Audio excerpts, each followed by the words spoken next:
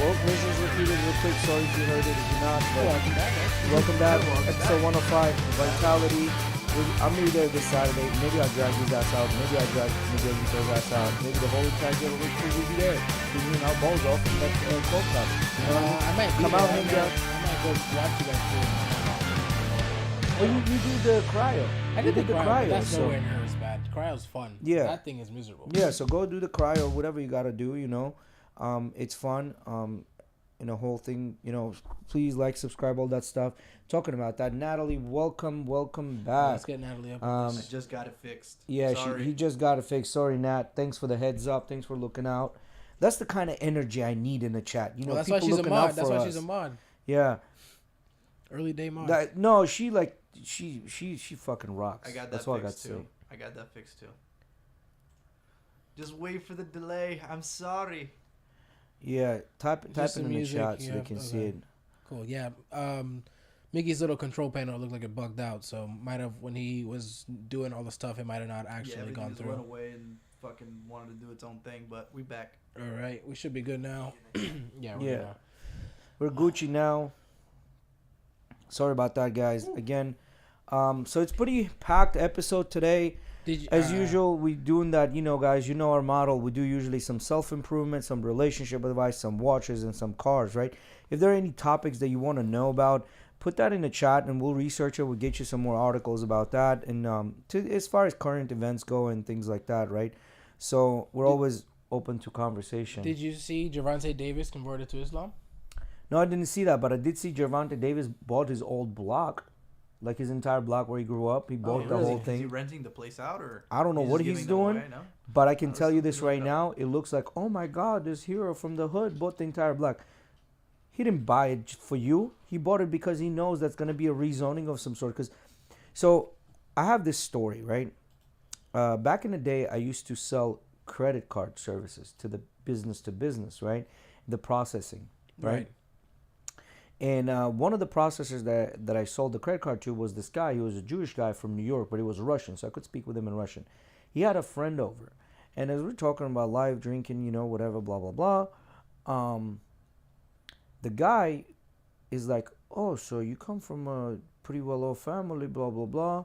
Your uncle is doing pretty okay there. Would you want to invest in New York? I'm like, invest in New York? He goes, yeah, we're buying out these neighborhoods because we're going to be doing rezoning, which means that we're going to become a different type of a neighborhood now. So now you can invest into it and make money. So Gervonta Davis didn't just buy that hood because it was being nice. It's probably going to be rezoning, and he's standing to make hella money. Hella money. I saw you pulled up an article, Mickey. Did the articles give a reason? Did he say a reason? So what was the reason? He won't say he's it. buying the block, and he's also remodeling the place, and then creating basically affordable housing.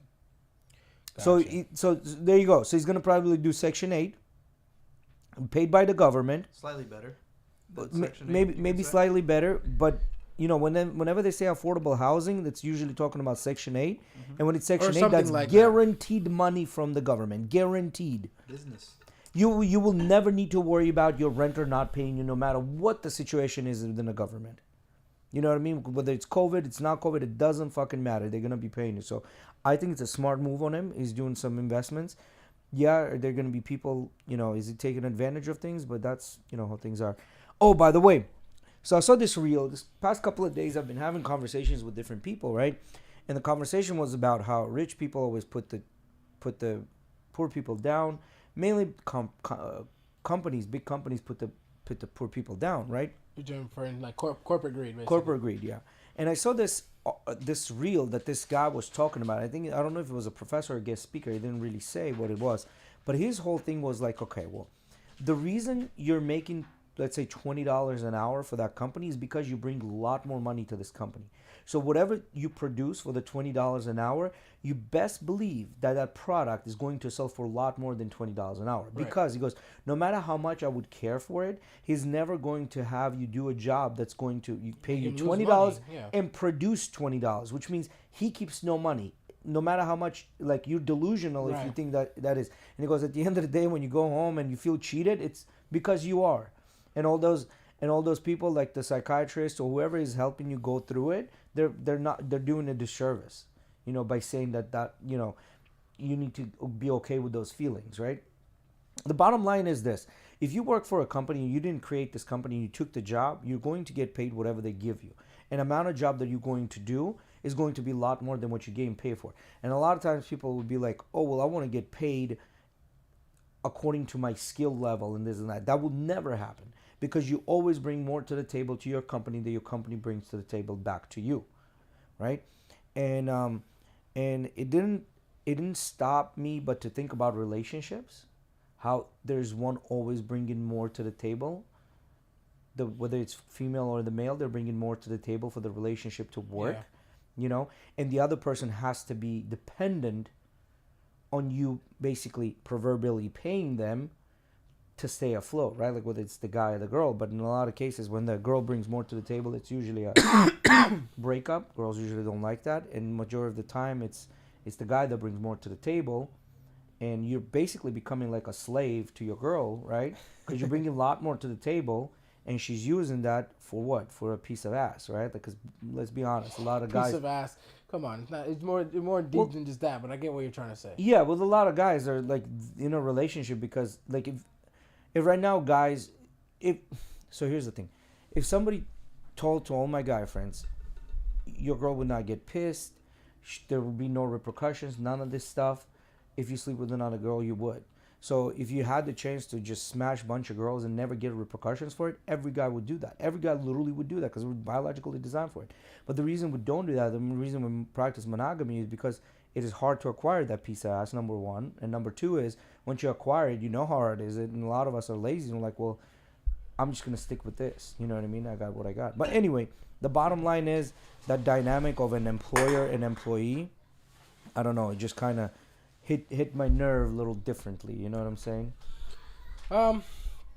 I feel like that conversation is like the whole balance necessarily isn't 50-50. Exactly. So, consider that when you're talking Which is about I'm okay with that. The bottom line, I'm still okay with that. I'm not salty about that. I want, like, this is the reason why dads get fucking socks and underwear in Christmas and they're happy as a pig and shit.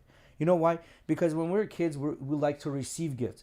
But when you become a dad and you're responsible for people, you like to give the gifts. Like the actual physical idea that you're giving a gift to someone makes you already feel as happy as receiving a gift when you were a little kid. I think that's what comparison goes to. And I think dads overall, all the dads that go work hard 8 to 10 to 12 hours a day and then come back, take care of their family, I think they thrive in taking care of their family and giving gifts to their family. You know what I mean? And like there was another reel I saw, this guy, pretty well off. And the saw caption, where that landed? Yeah. And the caption said, Christmas was great. I mean, you should see the gifts that he gave to his family, bro. Like the wife had this tennis bracelet and like a necklace.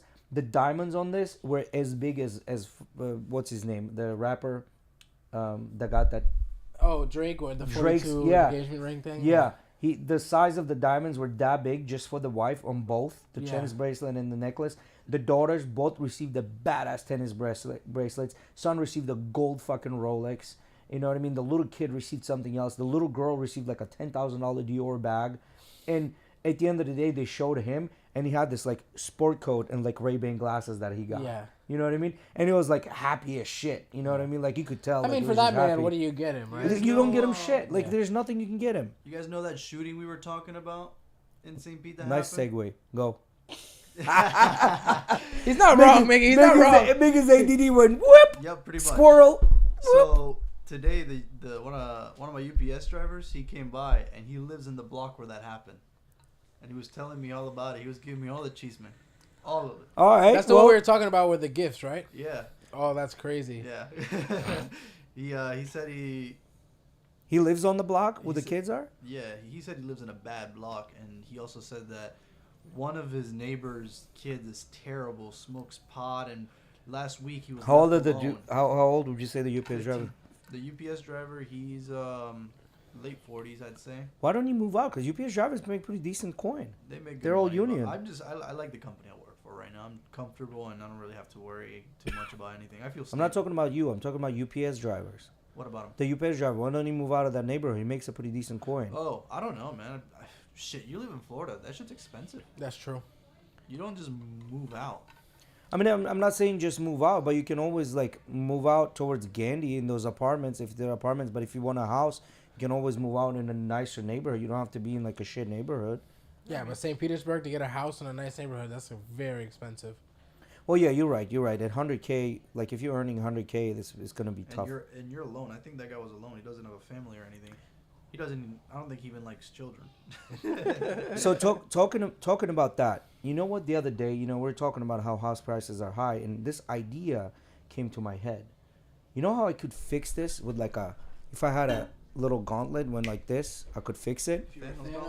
If you were Thanos, I don't know if this world would survive, man. It would.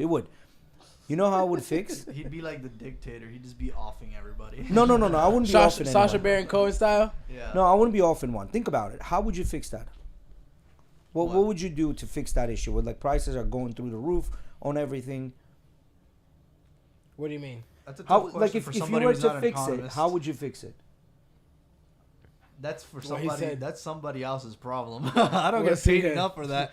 Yeah. I don't have the knowledge. You know what I would do? Answer a question like that. You know what I would do? Okay. The prices started climbing this high the minute we started having 2-income households, right? Because there's more disposable money. Jay, so you want to take work away from women? Is that what you're trying to do here? I don't want to take work away from women. Okay, I don't. What are you I trying to do here?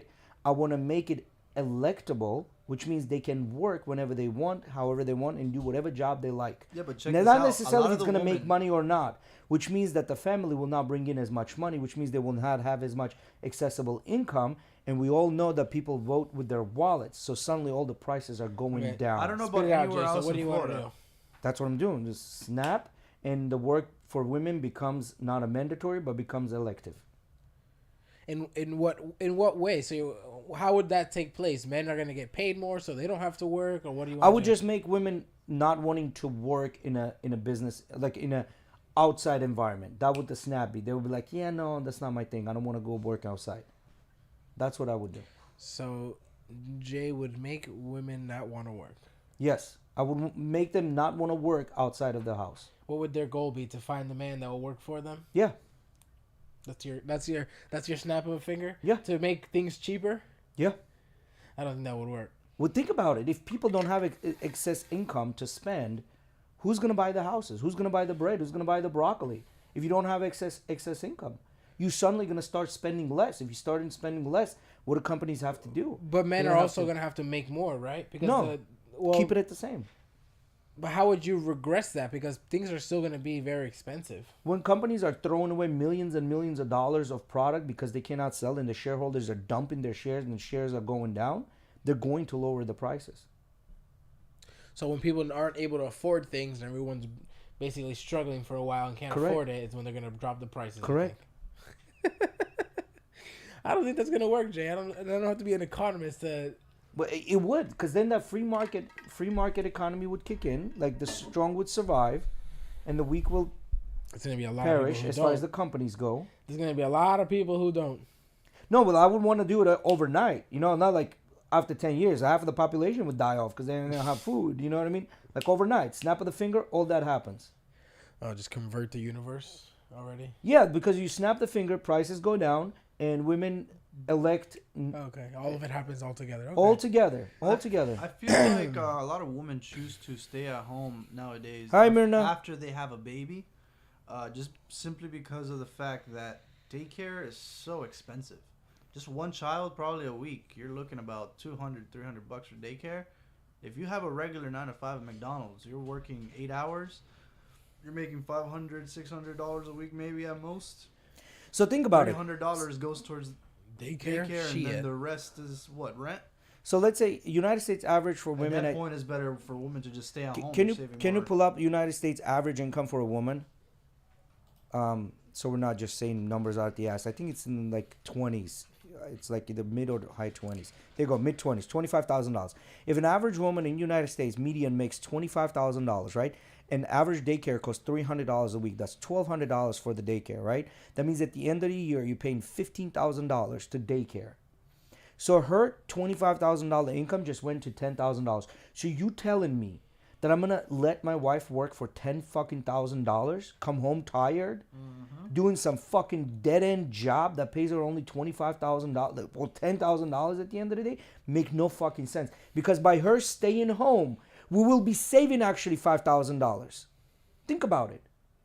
It makes sense, honestly, just to have your girl stop working and just take care of the kids and take care of the family and maybe figure something out at home. And then she has to go and report to some boss that doesn't fucking even do shit for her.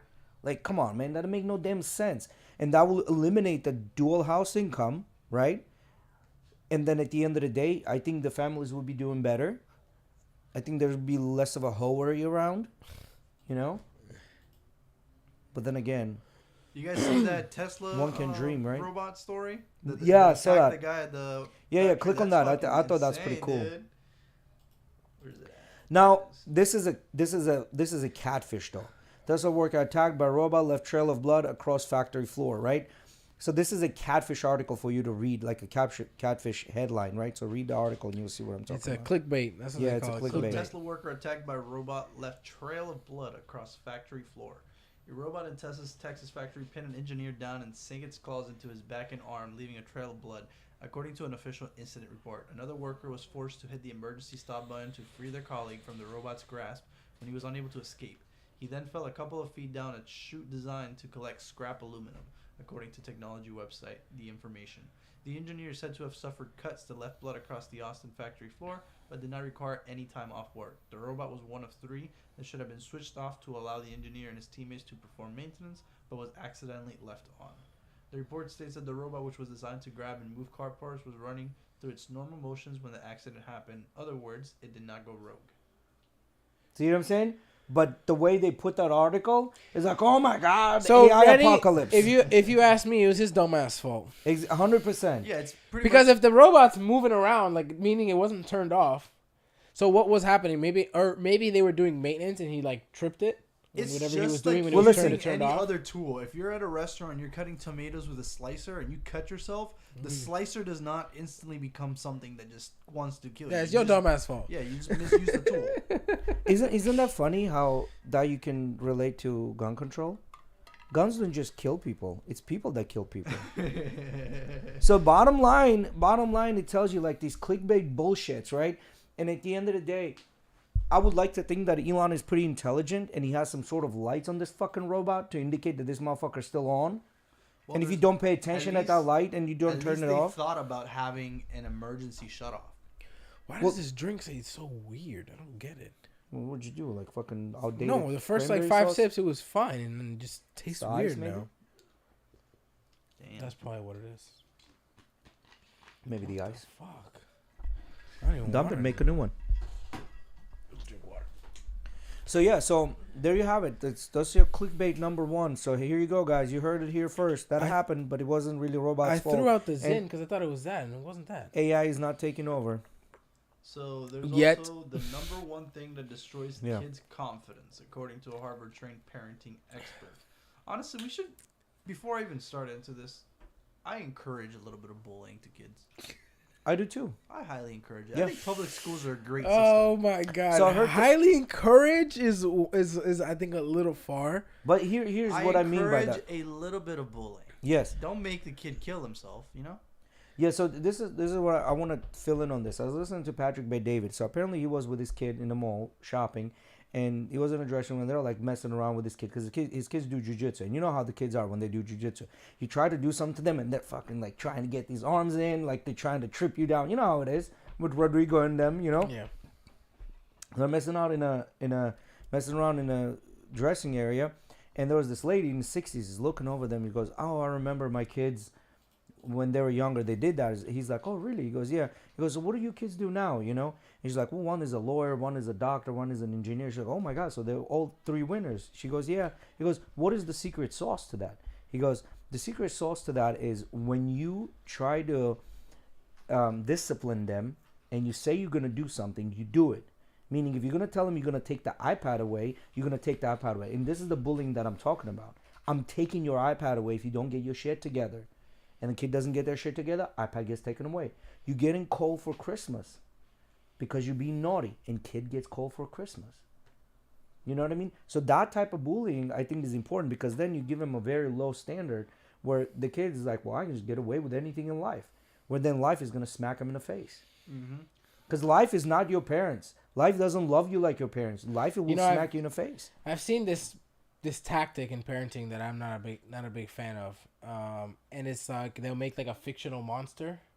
Yeah, it's like gonna come. Fucked up. That haunts me for and that's gonna come and do something. Yeah. When the monster, and then the monster never comes though.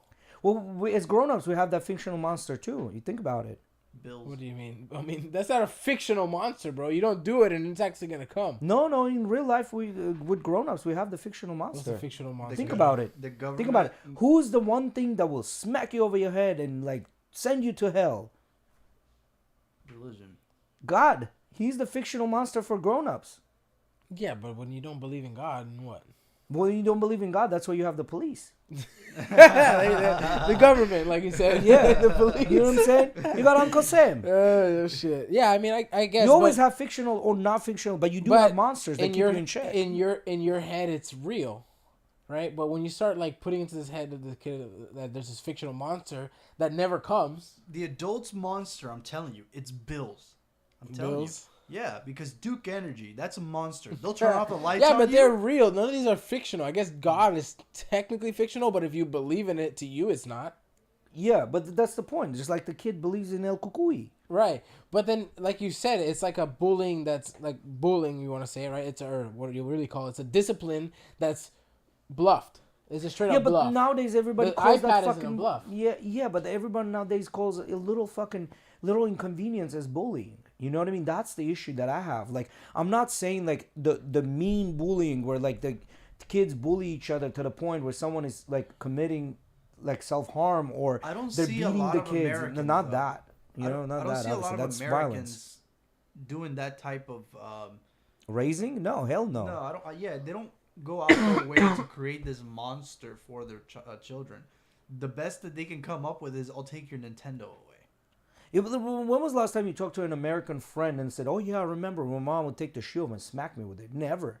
No American kid, not even my age American kids would get that. Yes. American kids, the only time I talk to Americans are my black American kids. Yeah, well that's a little different. Their moms and grandmas will beat the shit out of them just like my mom and grandma did. Yeah, they would, yeah. But like the white American kids, they've never experienced that where you get smacked. When I was growing up, when technology first came, social media first came, some of the first memes, like video memes that came out were like black kids like being like, yeah, when I'm at my white friend's house and he's like screaming at his mom and shit.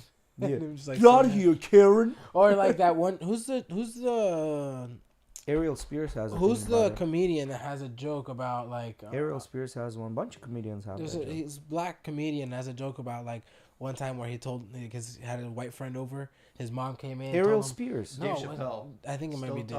I think it might be Dave Chappelle. Stovetop stuffing. I don't remember what special it was. And it was where he called his mom no. So his mom came home and something was dirty. She like bitched at him. The friend was like, "You're gonna let her talk to you like that, or some shit like that, or you're actually gonna go to your room or something like that." Yeah.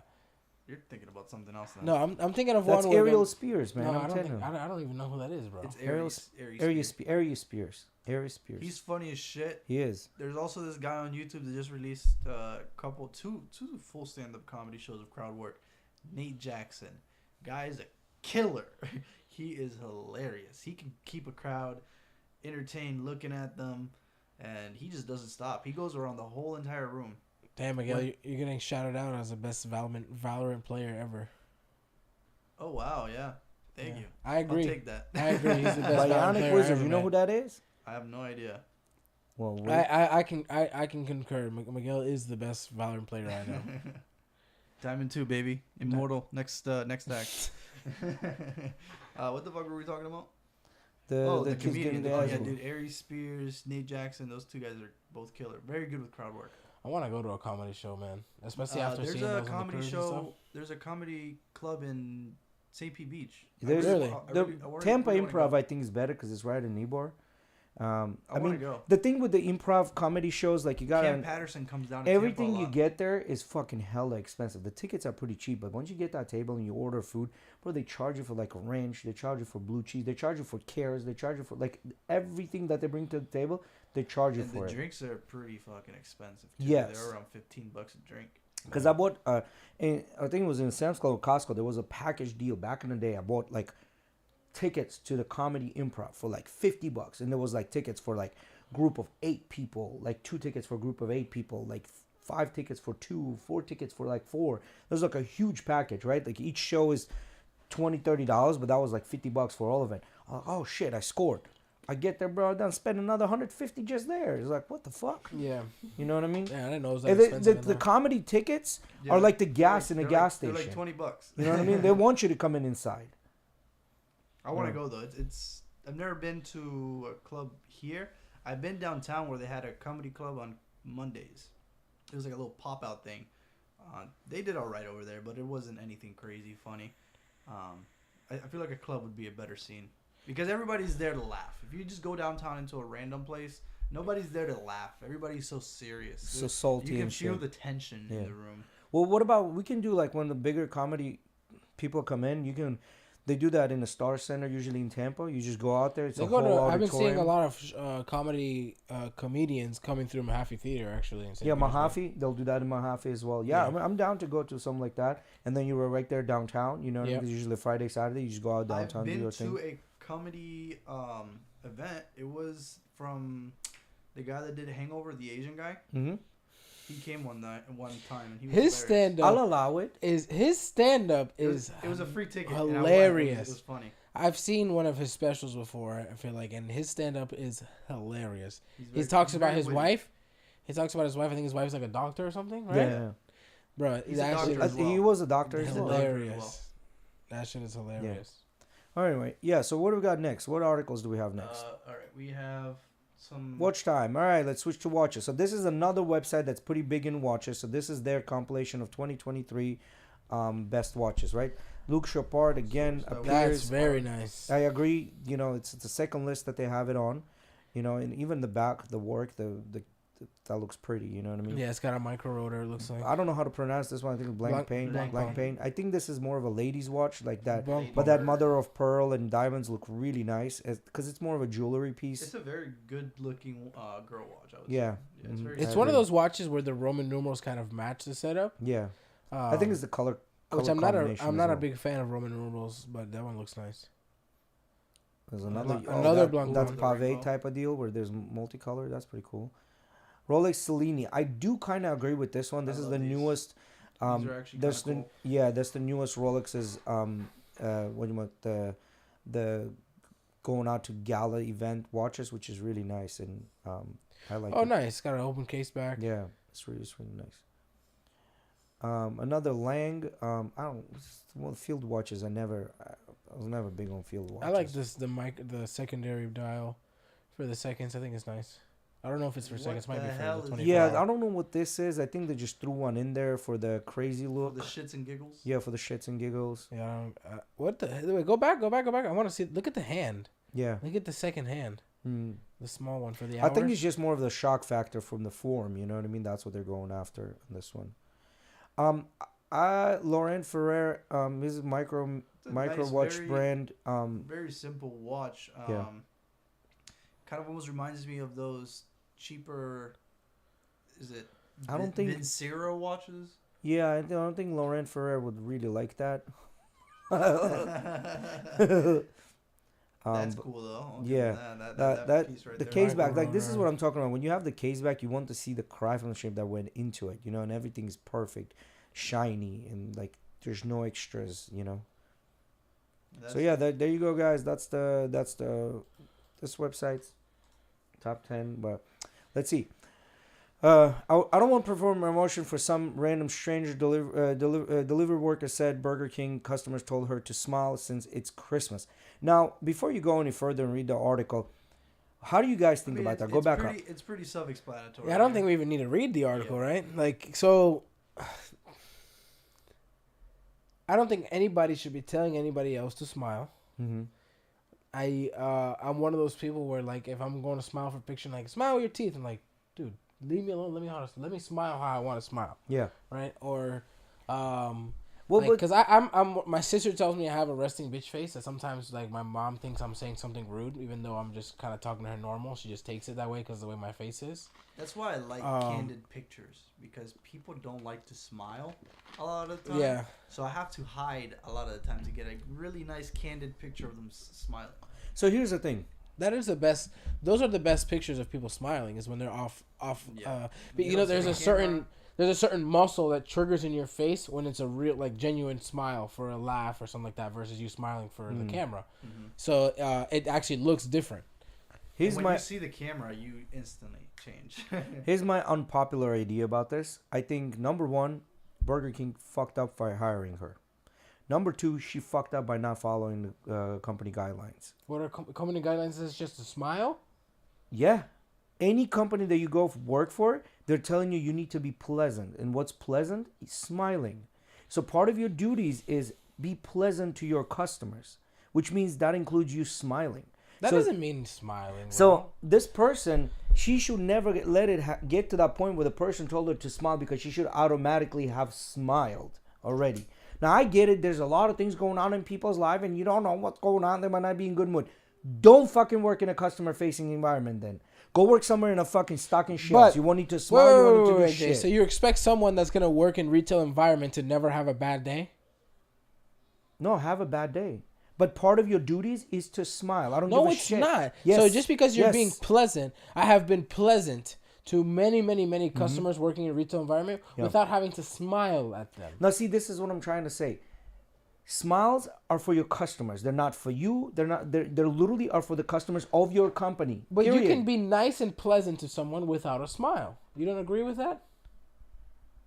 You can be nice and pleasant, yes, but within the interaction, there's gonna be a time where you do smile. Now, I do agree with you, Jay. You should be pleasant. You should not be rude. Yes, Or like you don't want to be there. Or this. Or show emotions from the other side. Right. But doesn't mean you have to smile specifically. bro. Smile is overwhelmingly smile throughout the world is considered as a sign of being pleasant.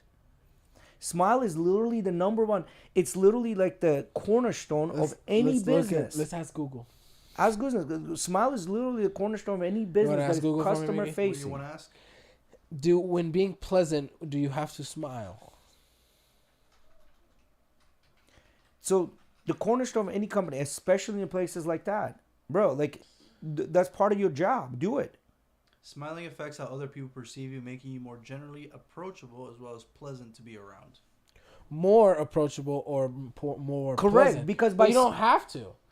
You don't have to, but is the point of the point Now, of the let me- company is to make it as comfortable as possibly can. Let me give to my- maximize comfort, and you do that by smiling. Let me give you my full Yeah. opinion. You don't necessarily have to smile, but ready?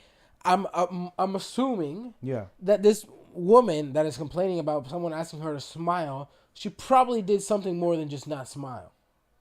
She's probably a little bit rude. Go back on a article. I don't know if you really can ascertain from those pictures that she has. Like, play those pictures. Let's see what she's gonna say. And play the video. Let's see what she's gonna. There's gonna be a video there somewhere, I'm sure. Yeah, there you go. Play that Let me video. put my headphones on. Yeah, she's got RFB.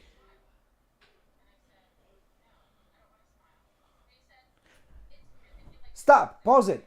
This bitch is smiling as she's telling the fucking story. Are you fucking kidding me? That was some sort of a Play it fucking again, play it flex. again, play it That was some sort of a flex this bitch had in front of the fucking customer because she didn't feel like smiling Play it or again. being fucking pleasant. Fuck her.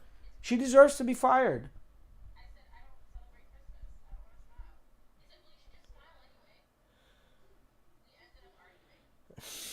Yeah, this is what I'm saying. Look, you can clearly tell she's smiling as she's telling the story.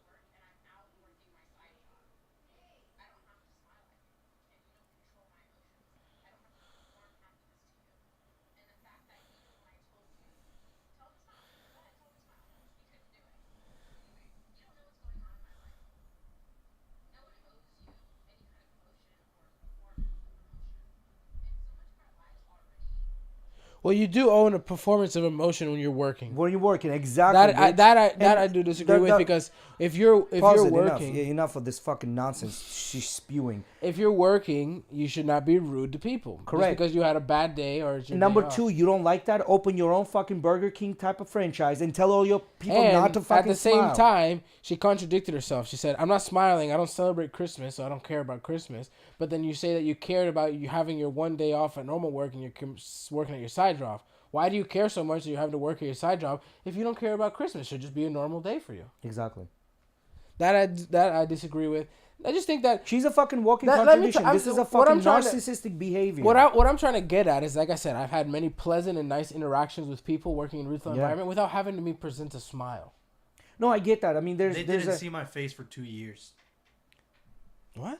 COVID masks. Oh, that's true. That is very true. Yeah, but that's the whole thing, right? Like, this bitch is in a client-facing environment, and she literally contradicts in the entire video. This is a narcissistic behavior that, in my opinion, is propelled by social media. The social media tells her that you're a boss, babe. You have all this power. Nobody should tell you what to do. Yes, bitch, your employer tells you what to do because they're paying you. Another thing is she went as far as arguing with the customer. I wouldn't have done that. Fuck that. She should get fired, literally fired, and then call to her next job. Her boss should call her current job and say what she did. Hey, by the way, you want references? Here's a reference. Well, I don't think she'd provide a reference where she got fired from. Well, no, that's the whole thing. That was the whole thing. What's his name? The Vaynerchuk. He says, when people provide me references, I don't call those places. I call the other places that didn't provide me for references. He goes, when the fuck I'm going to call to the place that you provided me reference for? Obviously, they're going to say good things about you. I want to hear the ones that you didn't provide references to. That's why anytime I... Well, how is he going to know where they didn't provide references from? Well, you get the resume, right? Their work history. Well, what if they didn't put it in their resume? The work history? Most people, if they don't want to put their reference, they're not going to put it there. But then you're going to have gaps in your job. Why do you have a gap in your job? That's true. You know what I mean? But that's why when I go for a job interview, I tell them, hey, I don't have references. You can call any one of these places. Tell me which one you want to call. I'll tell you the boss's name. You don't want that? You can call and figure out who the boss is. Talk to anyone you want. Right. Like, I don't need references.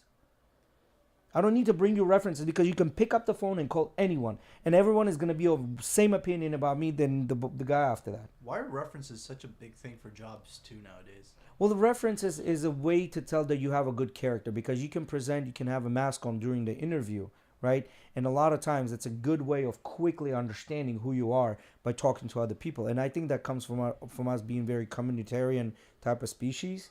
And you do believe a majority opinion versus just somebody that's presenting themselves that you don't know. I mean, I think a big thing is, like, for example, any job might have one or two things they could say, like, oh, I didn't like the way Jay did this. Or, I didn't like the way Jay did this. But if you can outweigh that, and this comes with not even just jobs, with people. Like, say I just met Jay, and you guys were friends already, and I'm friends with Miguel. He introduced me to you, blah, blah, blah. And the first time, I'm like, oh, yeah, I really like Jay. Well, you're still going to size me up for first couple of times. Whatever, but first time, I meet you, right? You present yourself very well. Usually you do that when you meet new people.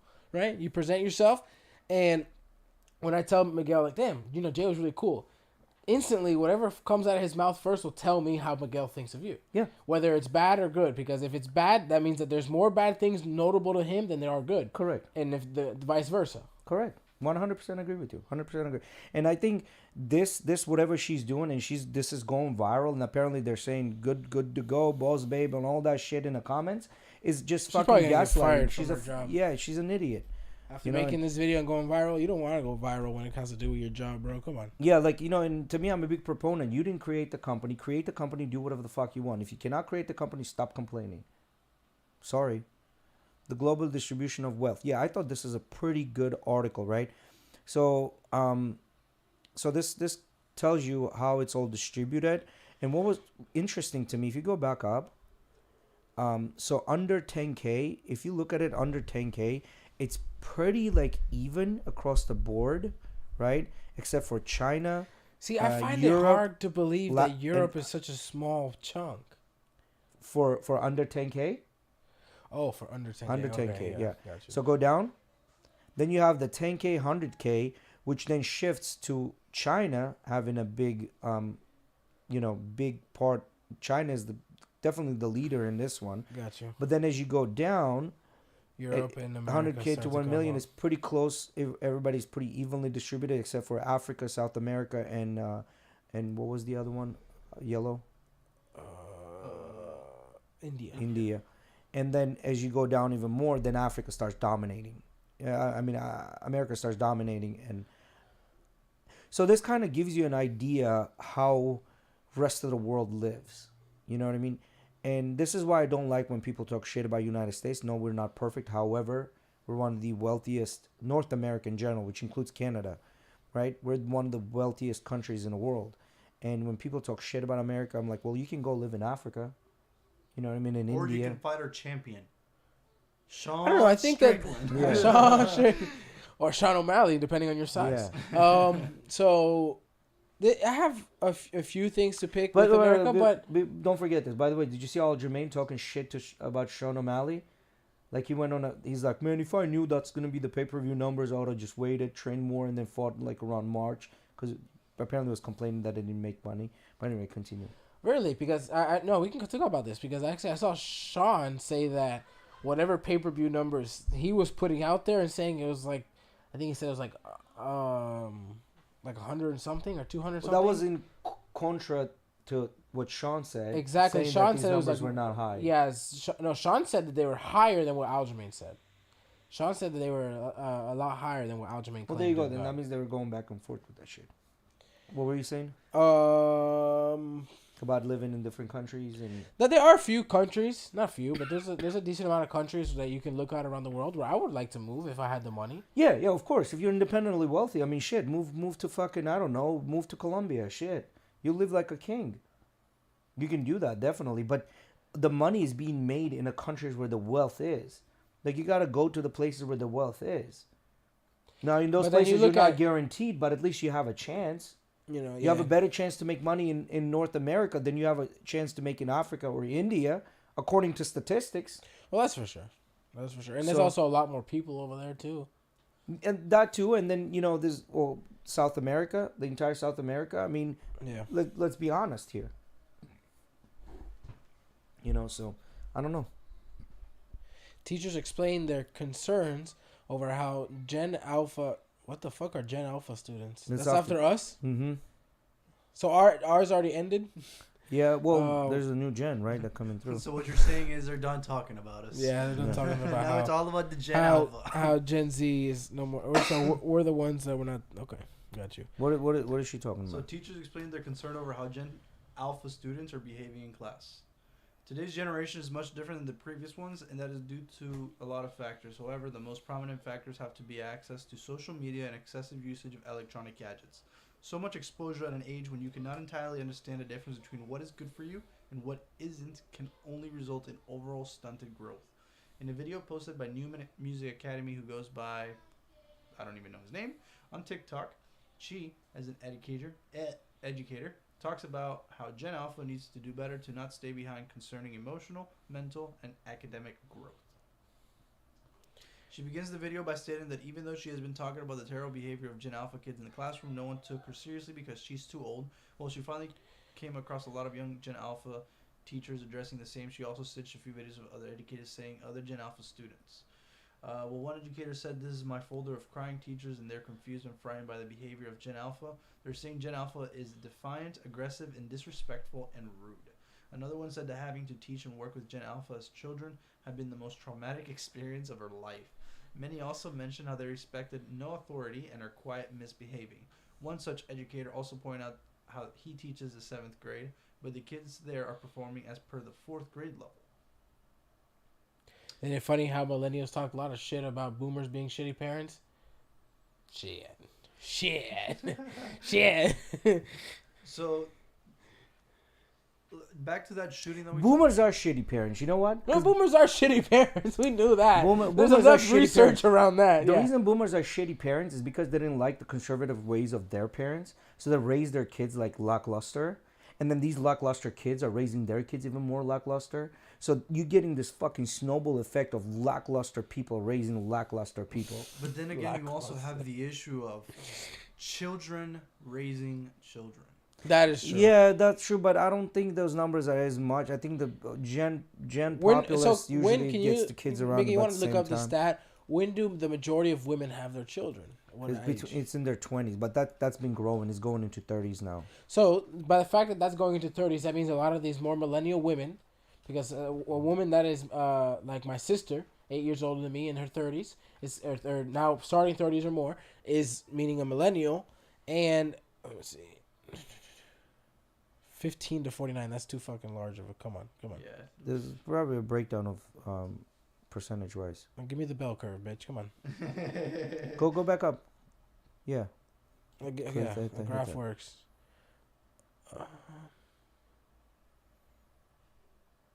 Anyway, so the thing is, I think we're selling lies to our women. We're selling them lies. We're saying that... So here's another thing. I saw this reel of this girl. She had this gigantic dumbbell on her neck, and she was doing these squats, and there was this fat guy behind her trying to spot her, right? And she, like, the weight was too much. She started leaning forward. The guy went to grab her to push her back up. She couldn't go up, so it fell, and this thing just literally like scraped the shit out of her entire back all the way to the top of her head, literally ripping the hair off, right? Because that bar is not... Now, we've taught our women, like, be strong and independent, do this and do that. Like, that's a fucking accolade. If a girl told me I can fucking squat 400 pounds, guess what? My dick doesn't get hard.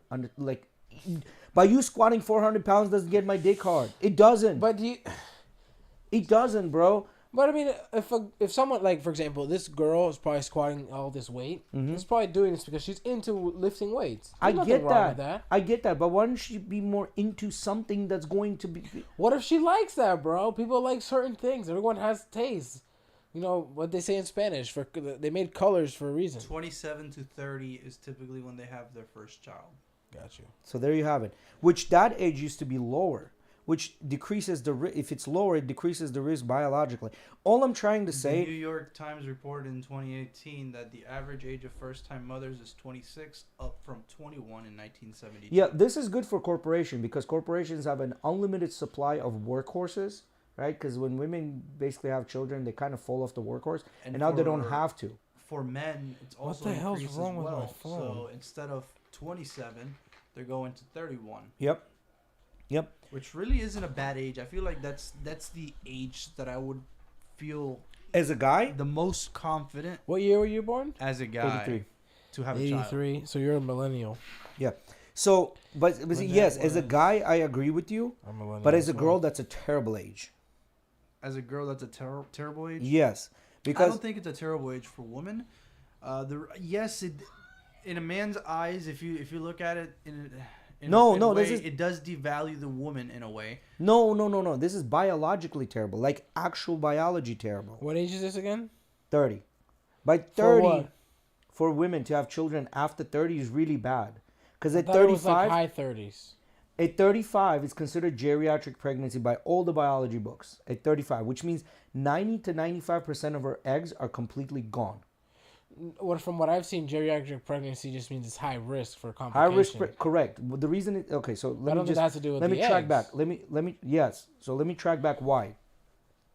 We as men would constantly produce our sperm. Every 6 months, your sperms reproduce like completely new set of sperms start producing through master sperm cells, right? Like, but that doesn't matter to do with the health of her after she gets pregnant or not. Let me finish. Women are born with a total supply of their eggs that never is going to get more. It's only getting less. So by the time they get to 30, majority of their eggs are gone, which is close to 80% of their eggs are gone. Now, what happens? When you have something in your body for such a long time, every single drink, every single cigarette, every single thing that you eat unhealthy, it affects your body and affects the eggs the same way it affects the body. Right. So because you have these beat up eggs now at age of 30 and the supply is low, the chances of you giving birth to a child that might have defects are increasing. Right. And this is why at 35 they're saying it's a high risk pregnancy for complications because now your eggs are completely dried out at this point. 90 to 95% of your eggs are completely gone without a return. And the leftover, whatever you have left over, they're just fucking beat up. They're beat up to fucking... So Are there women that give birth at 43? Yes. Are there healthy children? Yes. But those are fucking statistical anomalies and outliers. Not necessarily anomaly. Yes, they are. Anomaly would be like 1 in 100. That's not the 1 in 100, bro. Come on. That's literally 1 in 1,000. It's not that Yes. often. Look up. Come on, Look man. up. And another These thing women is, are having babies left and right, bro. and another thing is, majority of women that have babies at that age, they already previously had a baby, so their body's used to it. The body's primed for it. Do you see what I'm saying? Okay. First time mothers having it 43, that's doctors would tell you probably need an abortion. Yeah, that's what they call geriatric, whatever. Yeah, geriatric pregnancy. There's a reason why biology. You cannot outsmart the biology. You cannot fool the biology. The only way you can do that if we continue pushing this age and more stronger women, like women that are predisposed to have children at a later age, survive longer, their children genetically will have that gene. But that's gonna take generations and generations for that to change. You want to know who's a statistic anomaly? Tell me. Theo Vaughn. Why? Because his dad was like 70. No, well, see, here's the thing. You can remember we're constantly producing new sperms constantly every 6 months. His dad, bro, 70 years old, bro, doesn't matter. Powder, bro. You can bust nuts to the day you die as a guy. Well, I mean, what if you can't get it up? If you can't get it up, you can't, obviously, but you can get it up, you can bust nuts. At what age does that start happening where you can't fucking get it hard anymore? It depends. That's the age I want to shoot myself. Well, Biggie, there's medication now, bro. Well, then if your hormones are in check, your body is healthy. There's no reason why you shouldn't be able to bust nuts till fucking 70 or 80. So it's all about health. It's crazy, man. Al Pacino out there, fucking putting the boys up there. I mean, I guess if you have the money, why not? This is what I'm trying to tell you. Biology is ruthless. What's up, Ozzy? We got Ozzy in the chat. Yeah. I don't know, man. You suck a little dick at 80? A woman? I mean, she can do it. She can do it. And she can take the dentures off, bro. It's like upgraded experience. It's like an upgraded experience, bro. And between 40 slower, she's not gonna move the same. and by the way, between 45 to 55, that's when menopause starts, which means that they're like, this is it. Women will never reproduce. I mean, is it? Once a girl hits menopause, after those 4 years where their hormones are completely unstable, batshit crazy, and they're super annoying, after that period, I think it'd be good. You don't need no more birth control. Yeah, but then there's the question: is she gonna get wet? Is she gonna get wet? Yeah, because I'll bring the water. I'll bring the hose. Well, that's a different story. You know what I mean? So I don't know. There's. You gotta use the tools given to you, Jay. You know, you have lube. Jay, so let me just read you this. It's like a calm job. Go ahead, read it. So back to our baby thing, right? What are those candies called? The ones that big balls. Yeah. A gobstopper, like a jawbreaker or something like that. Yeah, jawbreaker. Imagine gum job. It's like having a jawbreaker in your mouth. So that means anyways, this is basically saying at the age of 20, a woman has a 99.81% chance of having a baby with no defect. Correct. At age 40, there's a 98.48 chance of having a baby with no defect. Bullshit, bro. Bullshit. This is some bullshit. There's a reason why fucking biology books are saying it's a geriatric pregnancy, bro. But so listen, ready, Jay? You have to realize high risk doesn't only when you're having a high risk pregnancy doesn't only mean that there's some kind of defect with the baby.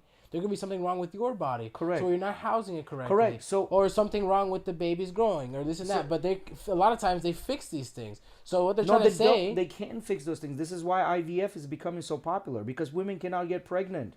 After a certain age, they cannot get pregnant. You said IVF is becoming popular? IVF, yeah. So I have to find another one. In vitro fertilization, which means they take the sperm and inject it into the egg. Okay. So that shit's fucking direct to the vein. Yeah, direct to the vein, yeah. Damn. This is why IVF is becoming so popular, bro. Like, this is you can't. It's like sending cum through a cannon. Yeah, so see, he says, my grandma had my uncle at 45. Yes, I can see that. But your grandma also had many children before your uncle. Yeah, dude, our family's before us. So her body's primed for it. But you still have to look at, just look at the percentages, bro. It's literally 0.5% down. No, bro, it's bro, the So reason you're saying they bullshit? that's 100% bullshit. Okay, Yeah, that's 100% so I gotta find bullshit. another one. Yeah, find another one. An actual fucking doctor statistic, an actual reviewed, peer-reviewed statistic, not just some random Karen writing articles so they can Right, let's see where push their they fucking got this women. from. Isn't bullshit. it crazy how we talk about, oh, the world's like overpopulated? There's too many people living in the world. We need to reduce the population. No, we don't. Yet we automatically are limiting the amount of people that we're creating automatically. Like most people don't want to have more than 2 kids. Yes, no, but we don't have too many people. If we have a lot of people, you need more product, and we'll be able to produce more product. Not a big deal. It's just all I'm trying to say is we sell lies to women. Women should have children at younger age, where they're the most viable, the strongest, that they can bear the children in 2 term without any complications to her or to baby. This is a physician, bro. That In a wrote this perfect article. world, that it physician would is be an idiot, great then. for a girl to take their stop license doing taken that. away. baby at a Talk young about age. Leslie Not like at that. a young age, but a reasonable age. You know, a healthy age. Well, explain to me, why is IVF so? Why has numbers of IVF gone up so much? Why? Do you think Because maybe it's women because cannot have children at later age, naturally. What is IVF? What is? In vitro fertilization, which means they take a syringe of sperm Uh-huh. and poke into the egg Uh-huh. and direct inject it. Yeah. Which by itself is all messed up. Why? Because the way it works is they figured out now that the egg actually will accept only a certain type of a sperm. So they're getting to the point where they're saying that the egg somehow detects through chemical connections that this sperm is more viable than the other one. And the way this whole thing works is sperms hit that wall of the egg. The It's like a wall of the egg membrane. is very thick. And when they hit the wall of the egg, their head blows up and they release a little bit of acid that eats away at the wall and continuously keeps eating away at the wall. Finally, it ruptures and then another sperm wins the race, right, per se. Right. But it's not just any sperm. Egg itself select which sperm. So now you're injecting direct. Yeah, I've seen the microscope videos where they literally like have like a needle that has to penetrate the membrane of the Yeah. egg and like inject the sperm. Yeah. So what we're doing, we're playing God, right? Like we're literally playing God, which I'm not saying medicine shouldn't exist. Medicine should exist because it saves a lot of people. But in this case, we're playing God because there's people that want to have babies at later age. They cannot do that, so they do an in vitro fertilization. Got you. You know what I mean? And which is messing with the biology, with the natural order of things. And our bodies are not used to that kind of a evolution. We're just not. We're not there yet. That's true. It's not natural evolution. Yeah, because like we still have our molars. We don't need them, but we still have them. You know what I mean? Some people don't. Some people do. There's a lot of shit that doesn't make sense, and they still haven't found answers to. And who knows if they ever will find answers to these? No, things. they will. They will, because they're slowly finding out these answers. I mean, within the next 5 years, they're going to be able, in my opinion, they're going to be able to fully cure cancer. If Big Pharma doesn't get in the way, they'll fully be able to cure cancer. Really, I with don't know just a how this pill. stat helps, but I'll tell you this one that I found interesting. So it's this another random thing too. So who knows to believe it or not? But they're saying 25-year-old has a chance of 1 in 1,200 chance of having a baby with Down syndrome. Mm-hmm. A 35-year-old has a 1 in 350, and then a 40-year-old has a 1 in 40. Or sorry, Yeah. 1 in 100. Sorry, 1 in 100. As So a 40-year-old. that tells you the reason it's like that is because those eggs are taking a beating, and genetically they're no more viable anymore. Right, So they right. have to find a good egg. They find a good sperm, and then combine those two, and hopefully something happens. And in vitro fertilization is only 6% effective, which means the one course, which costs about $20,000, is only 46% chance that you will have a baby. So why would we tell and lie our women, be boss babe, go get an education, go do this? Nobody's How saying you much is it shouldn't be again? intelligent. 20K. 20K. 20K. You should go to the Per round. You should go to the casino, pull up to the roulette table. And now Drop 20. now think about this. You have a better chance. Now think about this. You Stop get along with your wife, you don't have kids, and the point gets where she's a bit older now and she wants to have kids and you can't. And then you're saying, okay, well, the only other option is in vitro fertilization. You're like, wait a minute, it's $20,000 in vitro fertilization. Well, now you have the prerogative. Do I pay this? Because what's going to happen? You don't love me. You don't want to have babies with me. You see what I'm saying? Like all these things start happening, and it's all because we're saying, well, you're boss babes. You can do the same as the guys can. That's a lie. The biggest and the hardest job they can do is be a amazing mother. And somehow we've taken that shit away from them and said, well, you can go and fucking be a servant to some corporate overlord that's going to pay your bills a little bit so you can go out there and flex on your friends that you have a degree in this and that. Yet all the guys look at you and say, well, I don't give a shit you have an engineering degree. Yeah, you're intelligent. I will and then start what? this off with I respect their decision, but I don't understand the people's decision of when, like, I don't want to have children. Well, yeah, because it takes time for you to self improve, right? And self improvement doesn't come overnight. And I think now with equality being the way it is, women are starting to realize that self improvement is not easy. You know what I mean?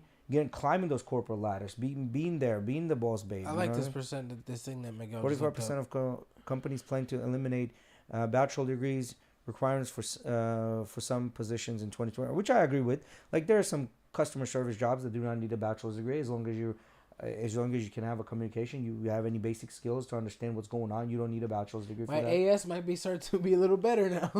yeah. You really don't need a bachelor's degree. I don't think for a lot of the jobs. I mean, most successful jobs. 45% is a big number. Number. So 70% say they eliminated bachelor's degree requirements to create a more diverse workforce. I think they're more talking about brains. Like some people think about things differently than other people, and it's always good to have a diverse set of diverse. I think this is a bullshit front for them to say. It is. So this is in reality, when you think about it, what's the number one reason for them to do this? To save money. Correct.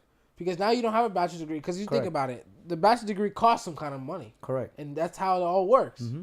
So now I don't have to pay you as much. When average people that own is $35,000, they're gonna want more money. So this is just them come to the realization we have all these jobs that don't really require someone of this caliber of work. Correct. So let's pay them less, make the requirement less. We open up our doors to more people in reality, which makes it diverse, like they're saying. Well, diverse part is saying that bringing in people of skin color, different sex, and things like that. That's what they're saying. It's the ESG, right? Like bringing in different diversity of people, not because they're educated or not. You know what they in reality saying. Do you want your children to go to college? Would I want my children to go to college? Do. Yeah, depends what they want. What they want to do. If I see that they have some sort of an entrepreneurial streak when they're younger, I would push them for that. But if I see they don't have that, then yeah, literally college is going to be the only way out for them. I mean, it all depends. But as far as like my daughter, like I wouldn't force her to go to college, but I also would not like if she becomes an entrepreneur and does fucking hair and makeup. That's just. I mean, all good girls. We always have to have girls to do hair and makeup. Girls have to do other girls' hair and makeup. No, yeah, that's true. So is those people. Bro. I understand that, but that's not a. If she want to do that as a side hustle or like a little hobby, so this is no where problem. I get but what you're saying. Not putting it out there like a career or something like that, because that's not a career to me. You know. It's just as much as a career if they wanted to go into sports. Hard to get into, really unlikely. You're probably not going to make a lot of money. And sports is another thing. You want to play sports, no problem. But for you to become a career athlete, the chances of that are so small that even for a boy, for you to become a career athlete, it's just the chances of you getting there is just so small. I mean, you want to do it. If you're good at it, you push for it.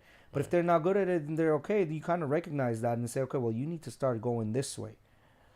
So what? But what I would instill in my son is work hard. Do you think maybe that would create some type of rebellious attitude back towards you? Oh, it's going to create rebellious attitude no matter what I do. Because you're I can be the nicest person. They're going to fucking rebel no matter what.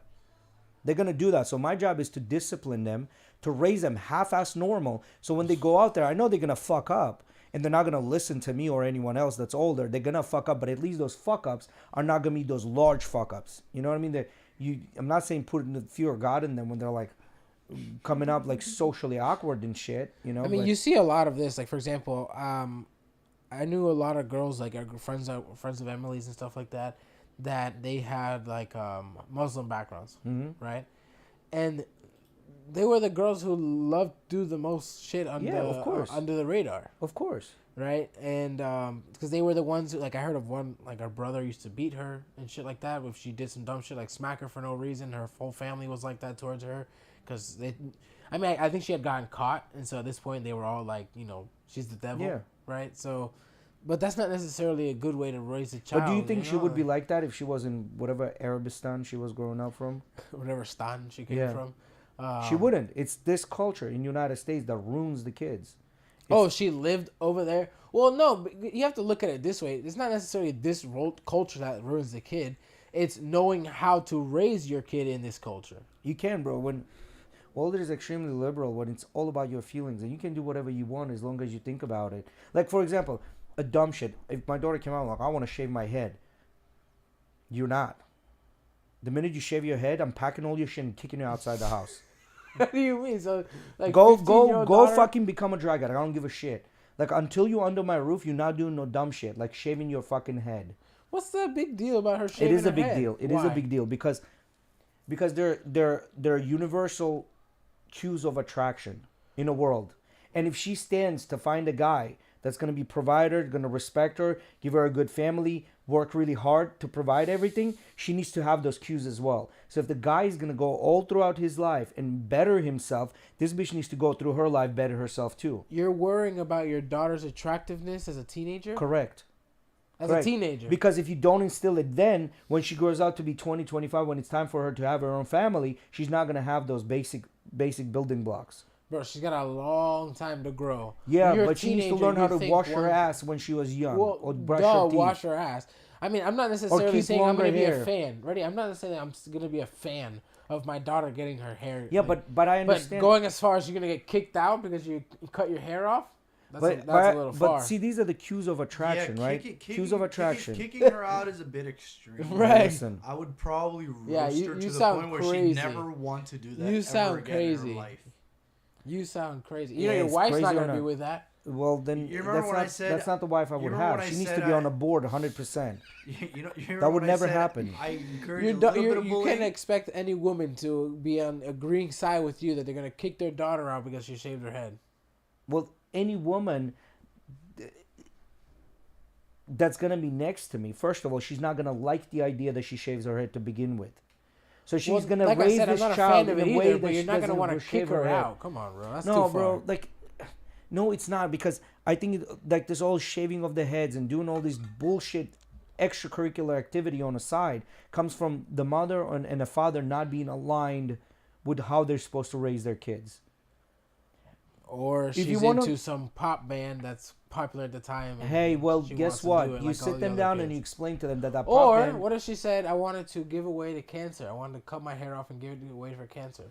and that if truly that's the case, I that's know a people different. have If done it's truly that's the case, yeah, and it's not just a cop out to get her head shaven. No, I know many girls growing up Yeah. who actually legit Donated did that. it to cancer? Yeah, Yeah, legit did that. I agree with that. That's showing humility if that's the case. But if it's just some bullshit cop out to Usually- shave her head, no. Usually it was like their fan when they had a family member who had Bro, gone by that through time it. you're gonna know your kid. If your kid is fucking lying to you, you're gonna know that. You're gonna know your kid since day one. You know what I mean? 'Cause Not they're gonna- everyone. Not everyone's like that, man. I mean, I guess if you're a good parent, I You guess. think you know your kids. Yeah. Well, that's the whole point of you being a parent. You need to be a good parent. If you're gonna be a shitty parent, don't be a parent. It doesn't matter sometimes if you're a good parent or a bad parent. There's a shit that your kids are never going to tell you. Well, yeah, no, I understand that. Of course, they're not gonna tell you, but at least they're gonna have that proverbial fear of God in them, where they're not gonna go the extra step to do the shit that's actually gonna get them in a hell of trouble. They will take risks. I get that. They're gonna take risks, but they're gonna be calculated risks that they're gonna take, and that's what I want them to do is take calculated risks. And like when I'm talking about cues of attraction, long hair. They'd make you So- proud if they do some bullshit and you don't catch it. Yeah, yeah. Because like long hair is a sign of youthfulness and healthiness, because you can grow your hair longer, and naturally guys are attracted to longer hair because She's of that a teenager. subconsciously. What do you care about her being Because- attractive to other men? Come Not on, at that man. point. Not at that point. What If Jay's trying she's to doing say- it when she's a teenager, that's gonna only multiply in a. What Jay is trying to say is, over time, he wants his children to know the basic foundations of how things work. Because the thing is, you don't want to be a late bloomer per se, where the first time you have sex is fucking 25 years old. You don't want that. Yeah, I don't want her to be 38 years old, go to a matchmaker, and matchmaker says, "Listen, you're a little too masculine. I don't think you have. I don't have any matches for you. So sorry, I can't do it." And then she goes on TikToks and cries how this matchmaker told her that this and how the matchmaker's license should be taken away. Sounds a bit know what I extreme, mean? if you ask me. Yeah, but that's what's happening right now. Like a lot of women going to matchmakers, and matchmakers, like that lady, the dark lady that had really cool looking eyes. She was doing a matchmaking show. I don't remember. Yeah, dude, she had a matchmaking show. She's pretty famous. She's got a accent, I think Bahamian. And she literally quit. And then when she came out, and said, like, dealing with women is fucking terrible. She came out and said, like, I couldn't match any of these women with any of the guys. Because guys will hire her as a matchmaker. Yeah. And these are the qualities I look for. And she can't find women with those qualities. Yeah. And when women come to her, they're like these garbage women that cannot string two sentences together, but they think their shit doesn't stink. Like there was a podcast, I don't remember which one, this girl that was extremely overweight, like 300 plus pounds. And they're like, well, rate yourself. She's like, I'm a 7.5. And like, there's no way in that room she could have been a 7.5. There's no fucking way. Like, she's just not there. But she thinks she's a 7.5. You understand that? Like, do you understand the level of delusion? Anyway, this is not important. I have a really cool reel there for us to see. It's on Instagram, actually. That's not yours. Yours is right there. Oh, yeah. That's right. We get the good ones. It's on the very, very bottom. It's the very last one, I think. Or one of the last ones. Yeah, this one. Accuse somebody of something, or you confront them about something, you're going to get what's called a DARVO response. Psychologists call it DARVO: deny, attack, reverse, victim, offender. Deny, attack, reverse, victim, offender. And so the strategy that's usually employed by narcissists, even people with narcissistic personality disorders, is I deny that the accusation is actually true, and I reverse victim, offender the relationship. So I deny it's true, I attack you instead. I find something wrong with you, and I become the victim, and you are now the offender. This happens all the time with really evil people who do very evil things. They'll do this in court. You've seen this in court. They deny any wrongdoing, and they attack you and make you the bad person, and they reverse the victim-offender relationship. If you encounter a DARVO response, you're going to get nowhere. There's no rational argument to that. They're not going to sit down and ever realize anything. It's the hardest thing in the world, but you've got to back out of that relationship and just sort of survive it. Now, that doesn't mean you let people get away with horrible things. Let the police deal with that. Let lawyers deal with that. But you personally are never going to rationalize with this person to a degree that they will realize they've done something wrong and apologize. If that's what you're fishing for, it's not going to happen. Know what DARVO is, and when you see DARVO, know you're not dealing with somebody you're going to build a relationship. All right, that's good. So, I think he took it to the extreme where he's like, actually somebody's causing harm to someone else. You know what I mean? But and a lot of times, like, after listening to this, I'm like, you know what? I've encountered people like that where you tell them you're doing something wrong, and they know that you're wrong, and somehow they flip it on your head like you're the bad guy somehow. So the majority of the time, I can see where you guys are coming from, but I can see also certain scenarios where, like, you might think this is what's going on, but it's not necessarily DARVO. Yeah. Like, for example, I don't know, make it as simple as possible. That the what I was thinking about to compare was, like, let's say you're sleeping in bed with your couple, and one person in the relationship keeps pressing up against the one side of the bed and taking up too much, right? And then now they like their other person is like on a very small piece, and like then that person, the other one that's pushing them over, complains like, "Oh my God, why are you so pressed up on me?" Well, you've left me this small of the bed. Things like this, where it's like you might come, like your boss might come to complain about you, like, "Oh, why are you not selling this thing?" Well, it's because the way you have me set up selling it is bullshit. Yeah. Something like that. You know what I mean? So in that case, in the couple case, like when you start talking about, no, you did, and then you wake up and you bring the tape measure out, you fucking measure out, do you see? You see this? Yeah. And that's when they're like, well, no, that's not it. I was a little bit more this way. Now this is when it becomes more of a DARVO. I agree with that. Right. A lot of times when you tell them, hey, listen, well, our initial reaction is always to say, well, no, we're not doing that. But then when you logically explain this to someone and they fucking understand it, that's fine. Yeah, and vice versa. Yeah, because we all have a little bit of narcissistic tendencies in us. We all do, because we all right away when deny you feel something. Attacked. Yeah, you feel attacked. Yeah, you deny something, but then when somebody explains it to you, no matter how much you don't like it, you accept it. So go down a little bit with that comment. What does that comment say? Since you guys are making this political, I would say this fits Biden. Okay, this is dumb. This is bullshit. Yeah, that's bullshit. So in that case, if they continue to push it, then they're a narcissist. Then you just kick them out of your house and you don't call them back, right? But if they understand it, no matter how much they don't like it, and they're like, fine, whatever, and then just turn around, they got it, What's very high? Oh, that's just the graphics card, but that's not using it. But yeah, so I thought this is pretty interesting because a lot of times I'll have arguments with someone and I'll give them facts. This. but no, and then they try to flip it on you. That's when it's time to cut the conversation off because they're just not going to accept your side no matter what. Right. You know, so I think that's what he's talking about. I don't know, it's weird. Like if someone's coming to you and they're trying to give you some like a judgment, I don't know. I mean, a lot of times I think that sometimes we are giving advice when it's not asked for, and that's when maybe we should be taking a step back in the first place. Correct. Which where we can kind of you're basically like enticing this Darvo reaction out of someone when you maybe talk out of place. That can happen too. So it's a good example. I was having a conversation with this girl, and we're talking about how women always complain about not getting paid like guys, but then I don't see them complain about like how women get paid more in a fashion industry versus guys do, like models, for example. I'm like, well, that's not true. And then I pulled up the statistics. I was like, well, this is the fashion models. This is how much they get paid, top 10. And these are male top 10 fashion models. This is how much they get paid. Right. So there's a huge discrepancy. There's like a 10x discrepancy between the top fashion model or bottom fashion model and the top male model. Right. There's a 10x plus discrepancy. And she didn't like that too much, that I put her on a spot and told her that you're wrong, but she accepted it. You know what I mean? Yeah. Or like another thing is where, you know, a lot of times we're like, well, girls wear makeup for the guys, right? Which is true and not true at the same time.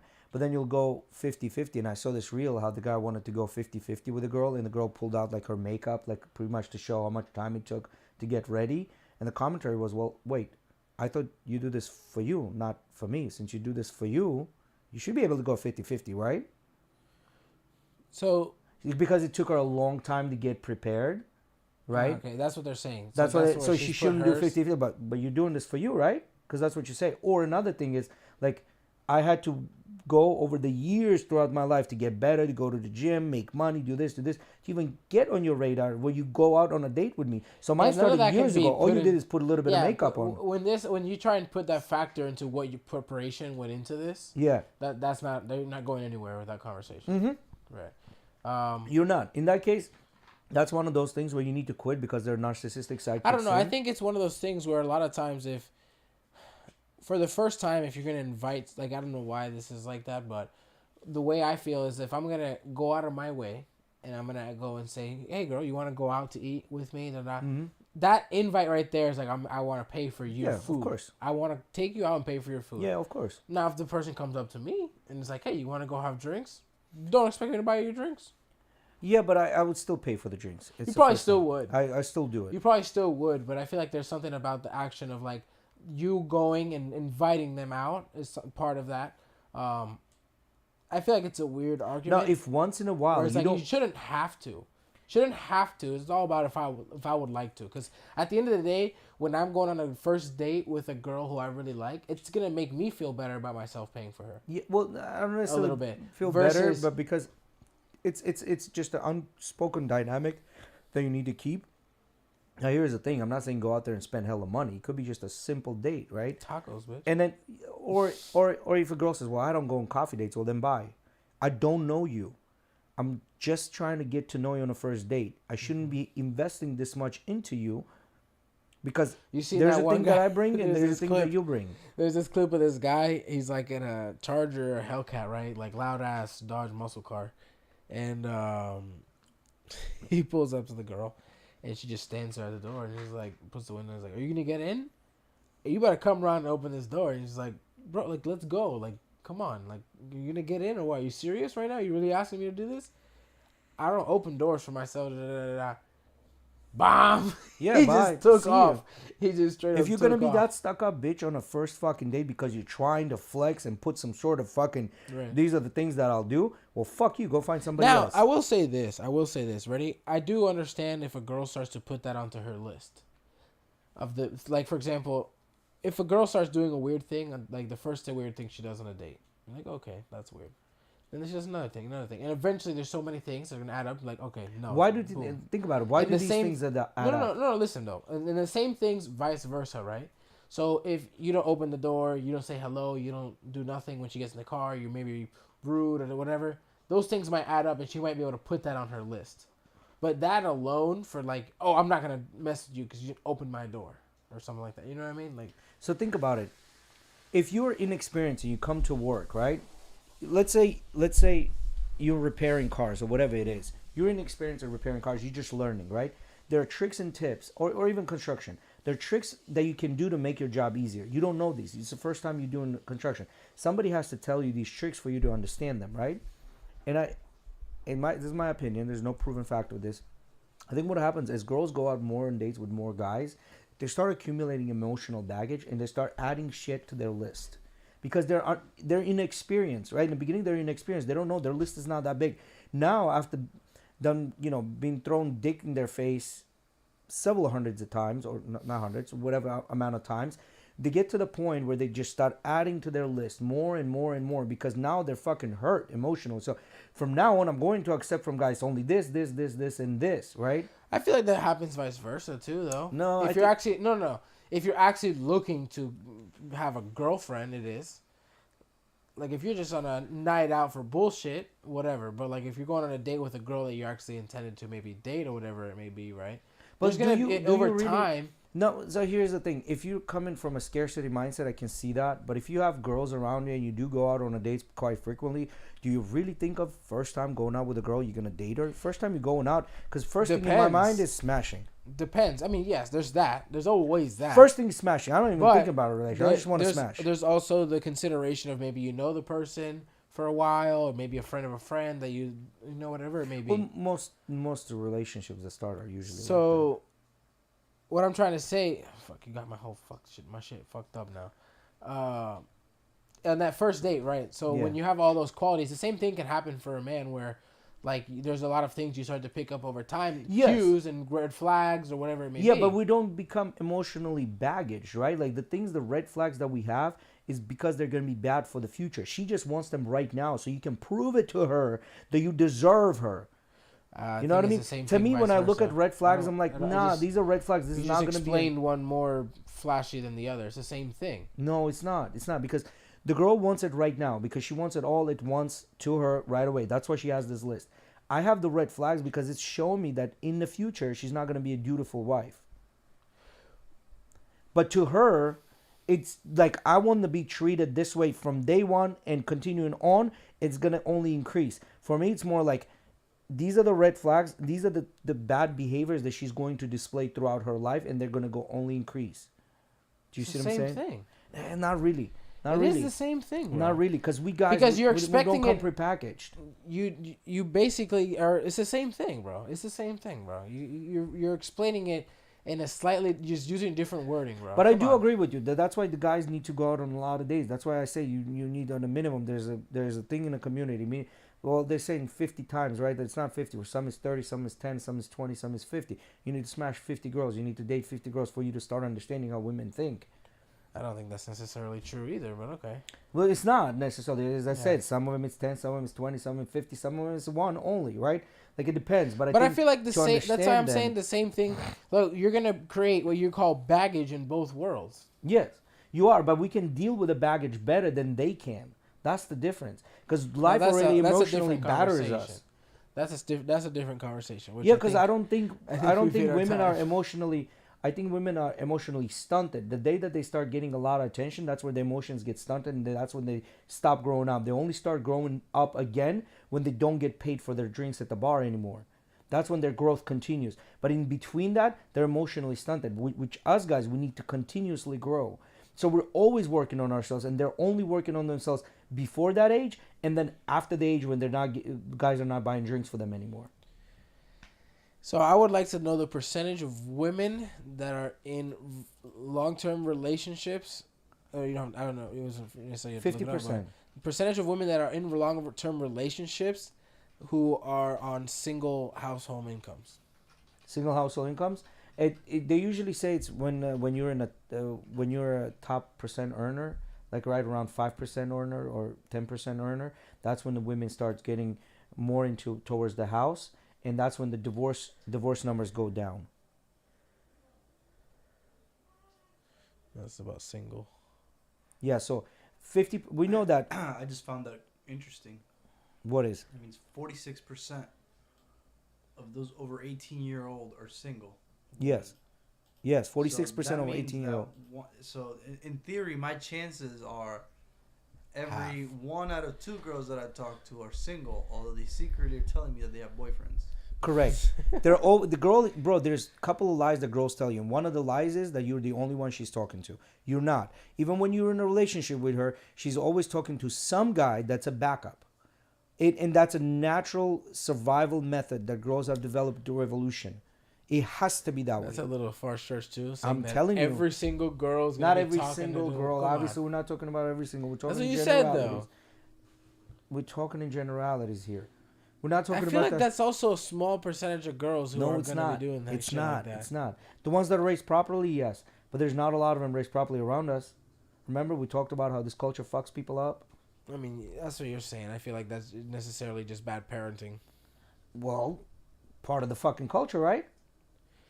But it's like I said, if you know how to raise the kids correctly in the current society, you can do it. Yeah, but then we also get 50% of the fucking all relationships end up in a breakup or a divorce. That's a different statistic. So it just tells you. It's just a hit or miss type of thing, you know? Yeah, but at a 50% chance of hit or miss, what the fuck kind of odds is that? That's why it's a 50-50, hit or miss. You either win or you lose. Yeah, but this Simple as that. statistic didn't come to be where it is today. A male unveiling rates higher by large margin, but they don't have a baggage. What does it say? A male unaliving rates higher by a large Yeah, margin, but that's they don't usually have any because- baggage, and don't the majority of these instances happen after a divorce? Yes, it's because after divorce, because the wife takes half of the shit, takes the kids away, alienates the kids towards them, that financially ruins the guy. And what do we have to offer is protection, resources, safety, security, and resources, right? You take that away from us, we're nobody. So yes, that does happen. Damn, We're good for today? that's good. Alrighty, guys. Thank you, everyone, for joining us. Guys, make sure to check out Vitality. Got that location on Park Street. Got the location on 4th Street. So wherever you are in the St. Petersburg or Pinellas Park Peninsula, check them out, guys. Get your free credit in the chat by putting Vitality in the chat if you are not a current customer of Vitality. There's something wrong with you. There's something wrong with you, yes.